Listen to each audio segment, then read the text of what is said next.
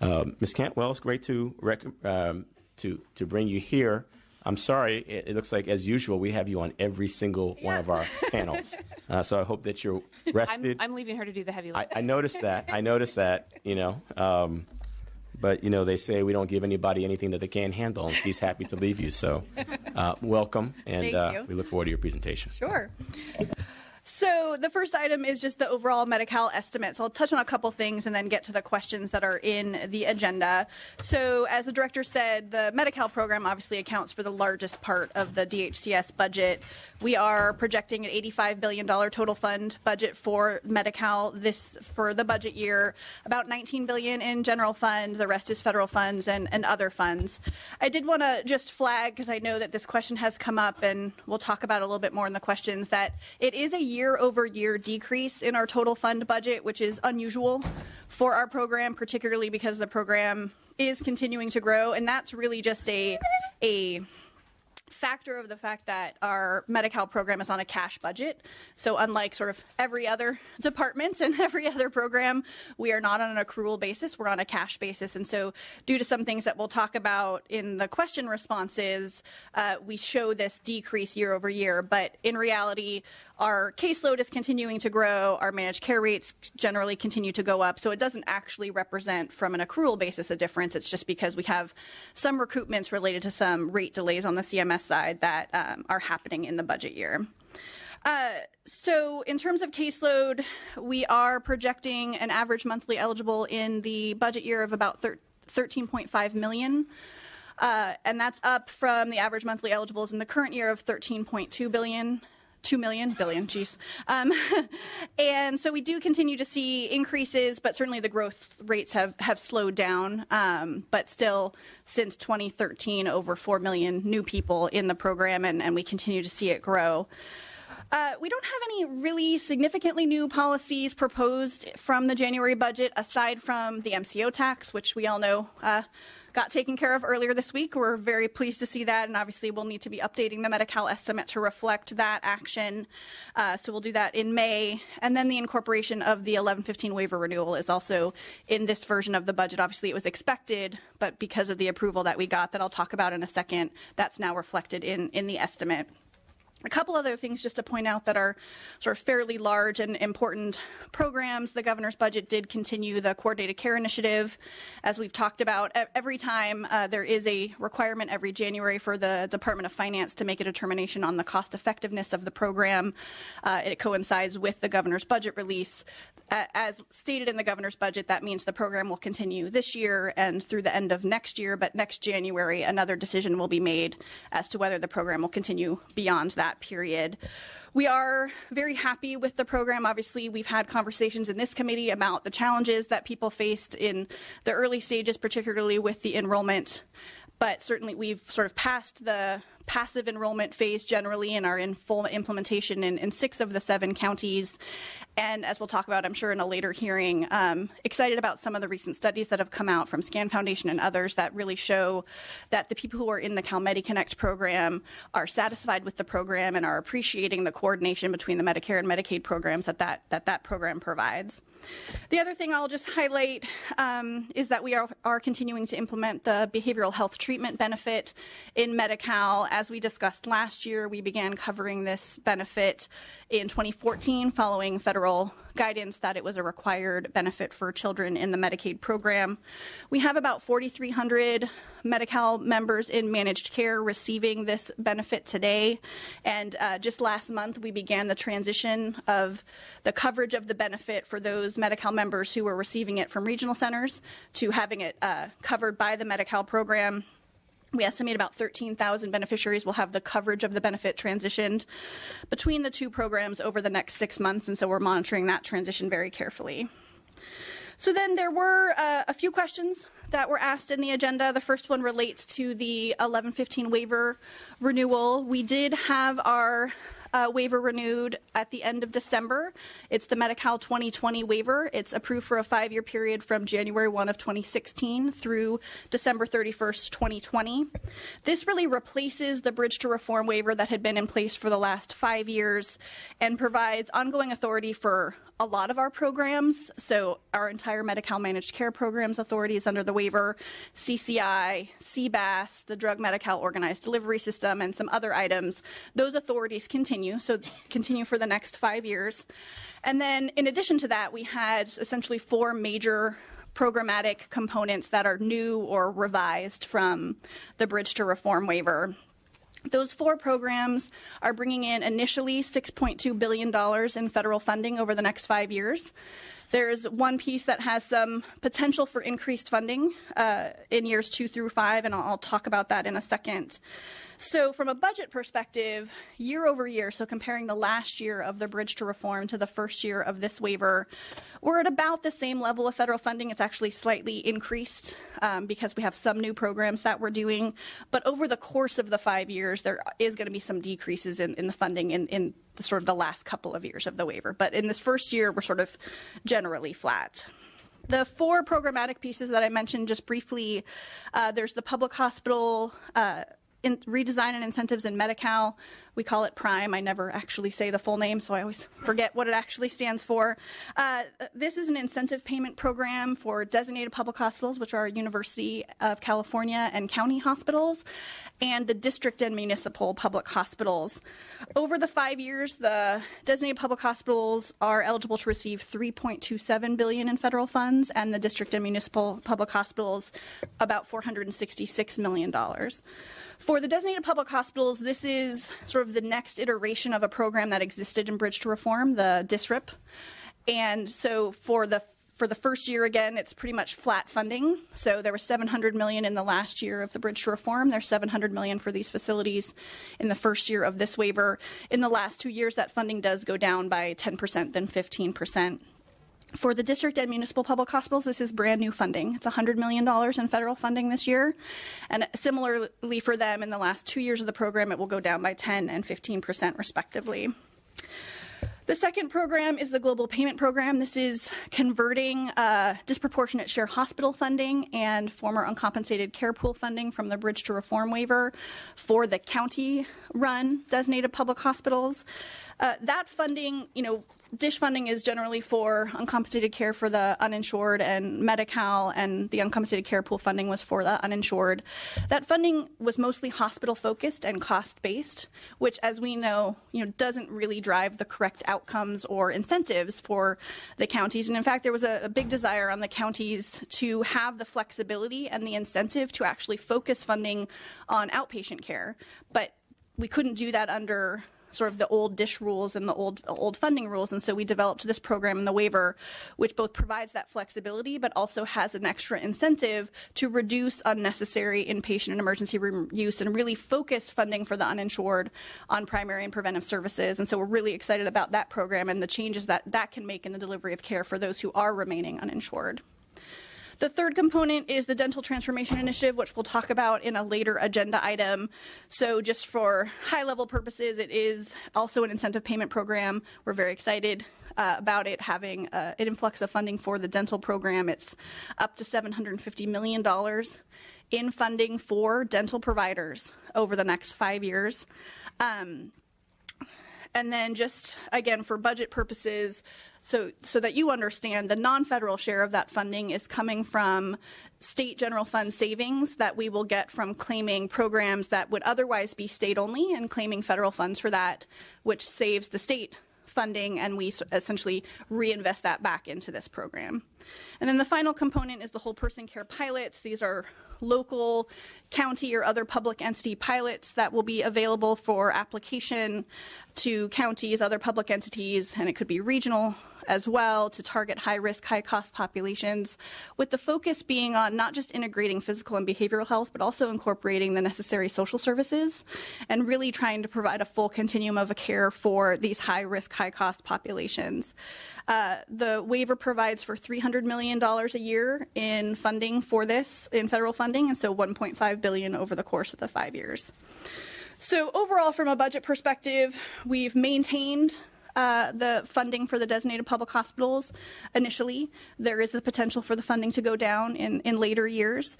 And then it's all new funding for the dental providers, for any participants in the whole person care pilots, and for the district and municipal public hospitals. Moving on to the second question, there was a question about the managed care rates and how it impacted the budget. And this really speaks back to this issue of how our budget from the Medi-Cal estimate perspective is going down year over year in a total fund basis. And again, that's because of the cash basis of the budget. There are two fairly significant things happening that are causing most of that. The first relates to the optional expansion population. When we first developed the rates in 2014 for our health plans for this population, we were very aggressive, meaning we assumed a high level of acuity. We certainly didn't want to underpay and underassume the types of services that this new population would need.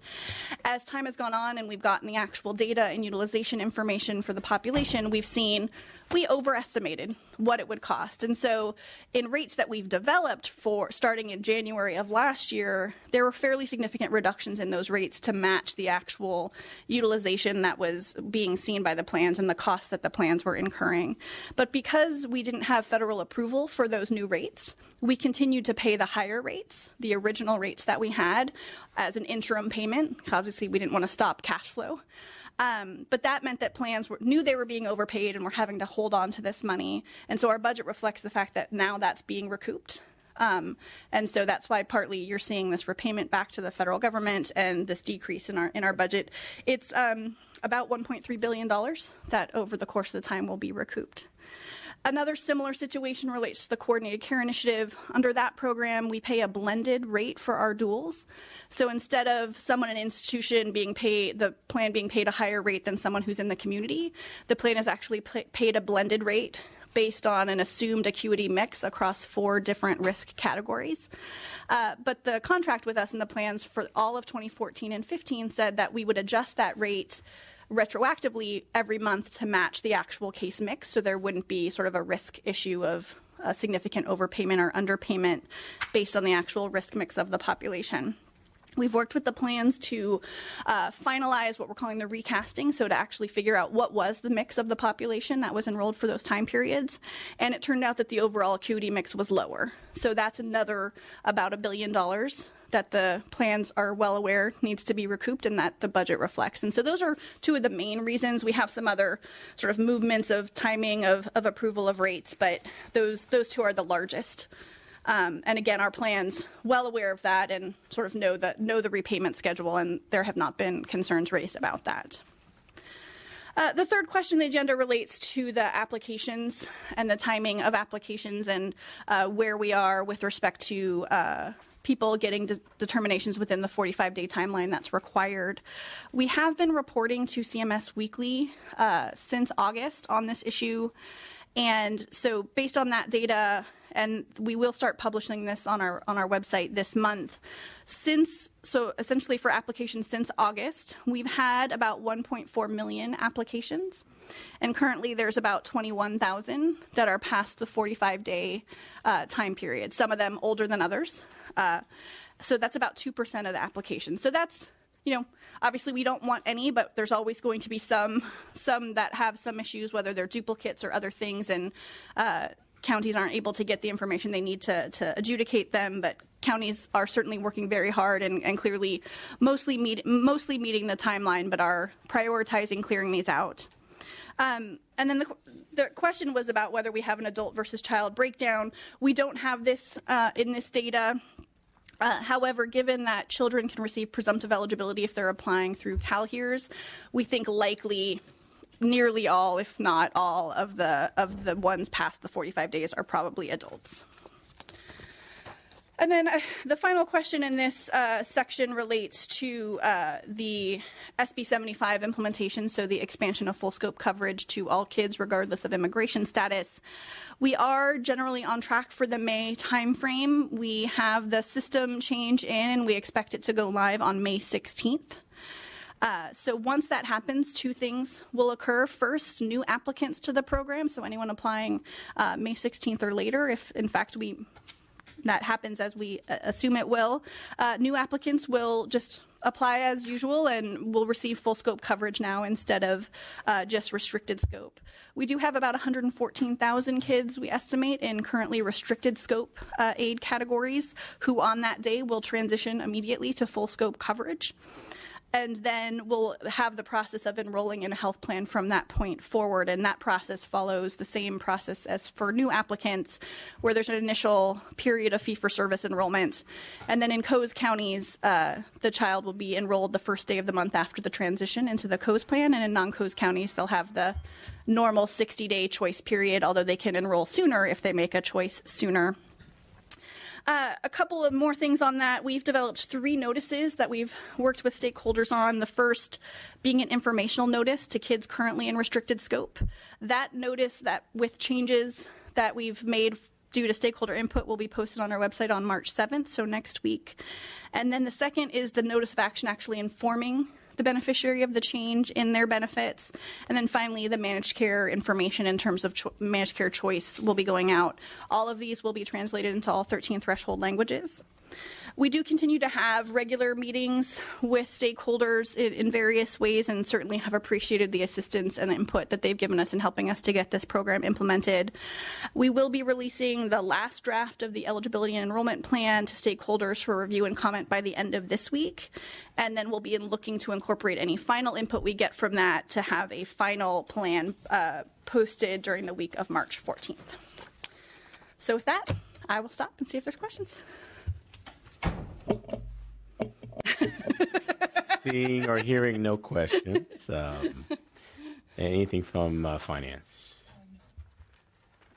Anything from the LEO's office? Amber DG, Legislative Analyst's Office. We have just 2 major findings related to the Medi-Cal budget that are highlighted in the agenda. With regard to caseload, we find the administration's caseload projections at this time to be reasonable. However, we note that there is greater uncertainty now than in the past in projecting caseload as a result of changes that have happened during the initial phases of ACA implementation.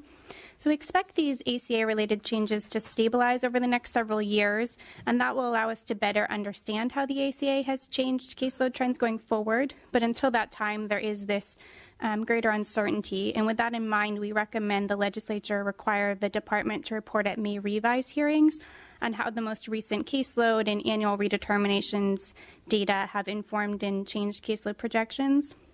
We also recommend that the legislature consider this caseload uncertainty when making budgetary decisions, because even relatively small changes in projected caseload can have large impacts on the Medi-Cal budget. The second major finding in our analysis is related to general fund cost pressures on the horizon in Medi-Cal. Beginning in 16-17 and over the next several years, there are potentially several major changes that could occur in the Medi-Cal program, could result in increased general fund costs in the low billions of dollars annually. Examples of these changes include the sunset of the hospital quality assurance fee and potential fiscal impacts associated with the federal government's proposed Medicaid managed care regulations. For the sake of time, I won't go into all of the details on all of these changes. They're covered in our report, but I'll just highlight the sunset of the hospital quality assurance fee. That fee sunsets January 1st, 2017, and the administration has not proposed an extension of the fee in the budget. This fee results in general fund savings of about $800 million in 15-16, and it provides a benefit to the hospital industry. So while there is a measure on the November ballot that would make the fee permanent, there is, of course, always uncertainty as to whether a ballot measure will pass. Therefore, we recommend the legislature authorize a fee extension to ensure the general fund benefit from the fee continues. We also recommend that the legislature consider all of these potential cost pressures that could result in costs of the low billions of dollars annually when making decisions related to ongoing spending and building up reserves when crafting the 16-17 budget. So that's just a really brief overview of our analysis, but we're happy to answer any questions. Thank you, and noted. Thank you very much. Is there any public comment here? Oh, I'm sorry. Did you have something additional? Jacob Lamb, Department of Finance. We would just like to note that the governor's budget does not assume the extension of the HQAF in our multi-year projections. Historically, there has been a 6-month to 1-year lag in the approval of a hospital quality assurance fee extension in previous proposals sent to CMS. Thank you. Public comment? Good afternoon, Chair. Linda Way with Western Center on Law and Poverty. We appreciate the department's work on implementing the expansion of full-scope Medi-Cal to undocumented undocumented children. However, we do have some remaining questions regarding the backlog. Specifically, we are concerned that the number is growing since the department ended accelerated enrollment last September. The department estimates the backlog to be about 21,000 individuals, an unacceptably high number of individuals who are going without health coverage when they are likely Medi-Cal eligible. Thank you. Kimberly Chen with the California Pan-Ethnic Health Network. Want to thank the department for its work in implementing the expansion of Medi-Cal to undocumented children and the stakeholder engagement process. Thank you. Thank you. Michelle Stoll-Parvensky, Children's Defense Fund. I would echo the comments of Western Center on Law and Poverty about concerns around the backlog, and particularly would be interested in getting data on the breakout of children who are affected by who are not able to access coverage right away. The accelerated enrollment that you mentioned is through CalHERS, but we know that some children are applying through the counties or over the phone and don't have access to accelerated enrollment. So we've been interested in hearing those numbers. I also want to thank Assemblymember Thurman for your mentioning of the importance of the CCS program, and we'll just underline the fact that we think it is really important to maintain those existing protections and structures so that our most vulnerable children do have access to the care that they need when they need it. Thank you. Thank you. Good afternoon, Chair. Michelle Cabrera with SEIU California. We also want to thank the department and align ourselves with the comments of other stakeholders on the implementation of Health for All Kids, as well as the 1115 waiver, which we were greatly supportive of.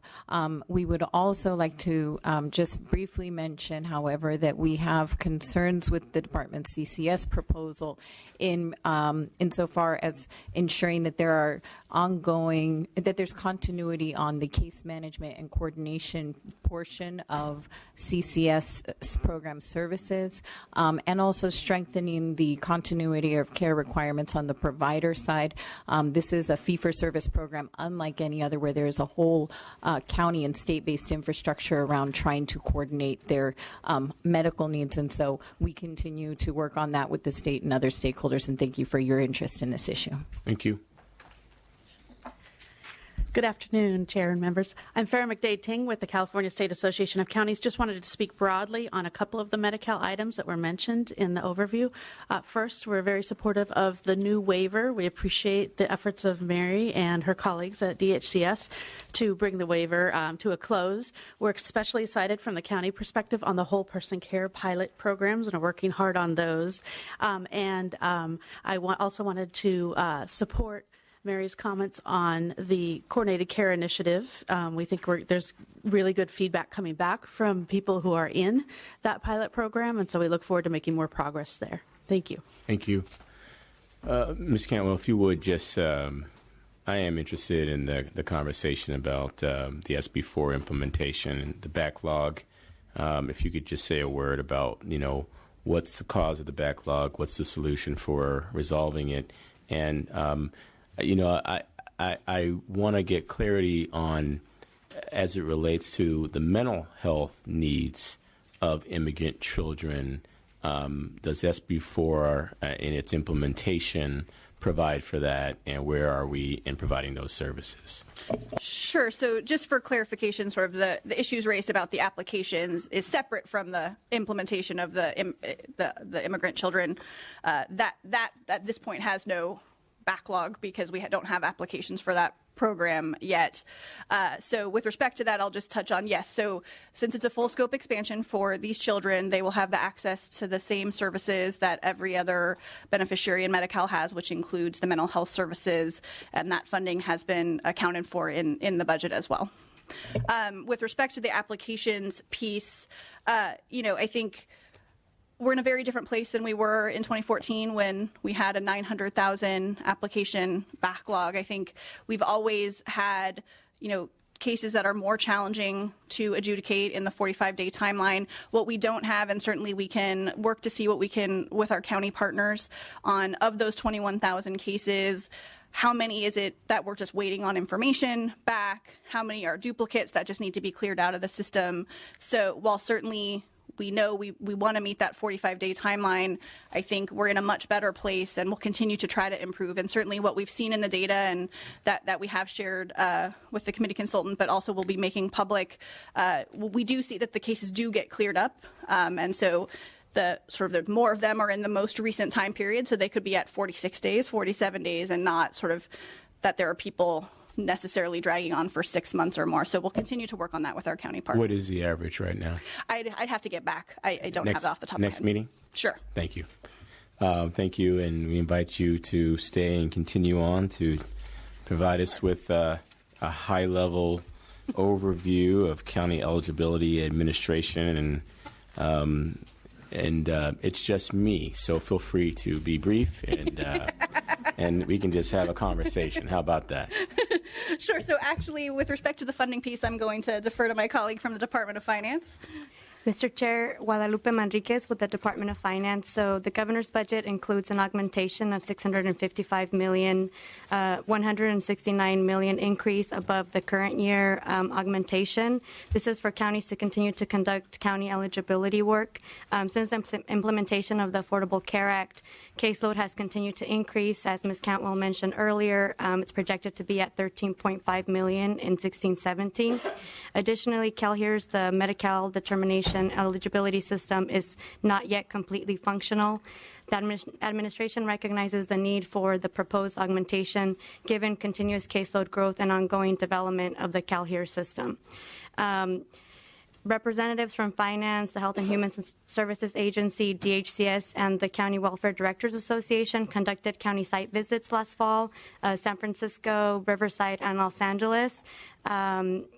From these site visits, we considered workload at the county level, given challenges with CalHERS, and caseload growth to arrive at the proposed level of funding. Once CalHERS is stable, the state will develop a new Medi-Cal county administration methodology, which will be discussed as part of the suspension of the COLA trailer bill language. Thank you. So just to add on to that, so we also have trailer bill, as was mentioned, and this, again, does what we've done for the past many years, which would suspend the COLA for the budget year, and it's related to the fact that we continue to provide these augmentations and aren't in a place at this point to have a stable just methodology. And so we propose that again this year.